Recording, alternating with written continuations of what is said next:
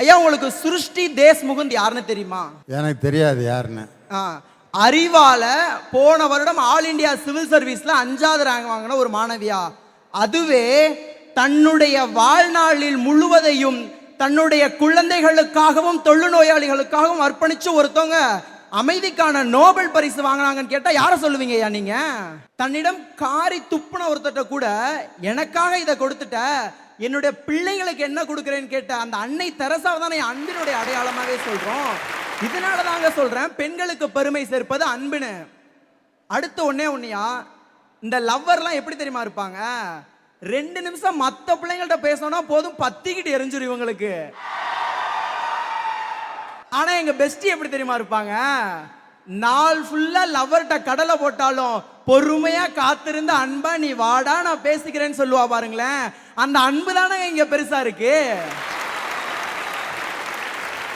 ஐயா பெண்களுக்கு பெருமை சேர்ப்பது அன்புங்கிறதுக்கு சிலப்பதிகாரத்தை விட ஒரு பெரிய காப்பியம் இருந்துட முடியாது. தன்னுடைய கணவன் எவ்வளவு பெரிய கயவனாகவும் நயவஞ்சகனாகவும் ஒரு விளைமாது கிட்ட போறவனாகவும் இருந்தப்ப கூட கல்லானாலும் கணவன் புல்லானாலும் புருஷனு கடைசி வரையிலும் அந்த கணவன் மேல அன்பு செலுத்தினாலே அந்த கண்ணகி, அவளால் தானே இன்னைக்கு சிலப்பதிகாரத்தை தமிழனுடைய பெருமையான காப்பியமாவே நம்ம பேசிக்கிட்டு இருக்கோம். இப்ப இவ்வளவு தூரம் வளர்ந்துட்டாங்களா நம்ம கல்லூரி மாணவர்கள்லாம்?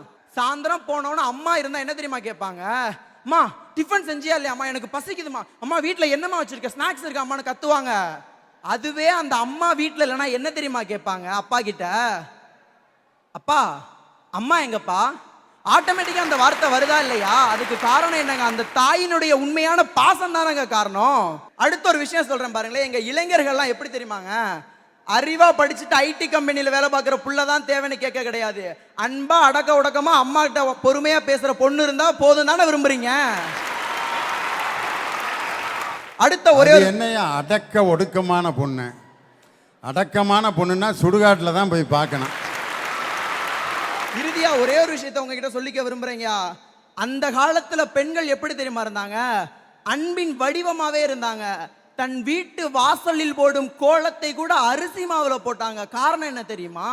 அந்த எறும்புக்கு ஒரு உணவு வைக்கணும் அப்படிங்கிற ஒரு அன்பான எண்ணம். ஆனா இன்னைக்கு ஐடில வேலை பார்த்துட்டு அப்பார்ட்மெண்ட்ல இருக்க பொண்ணுங்க நடு வீட்டுல ஸ்டிக்கரை ஒட்டிட்டு வேலைக்கு போயிட்டு வரீங்களே, இது உங்க அறிவுக்கு வந்த பயம் தானங்க. உலகத்திலே மிகப்பெரிய ஏழை யாருன்னு தெரியுமாயா? எவன் ஒருவனுக்கு தன் தாயினுடைய பாசம் சரியாக கிடைக்கல அவன் தாங்க உலகின் மிகப்பெரிய ஏழையா இருக்கான். அந்த அன்பான பெண்களுக்கு தான் இந்த சமூகத்துல எப்பவுமே பெரிய மரியாதை உண்டு. எனவே அன்பான பெண்களுக்கு மட்டும்தான் இந்த சமூகத்துல மரியாதை அதிகம் இருக்குன்னு சொல்லி என்னுடைய சிற்றுரையை நிறைவு செய்கிறேன். நன்றி, வணக்கம்.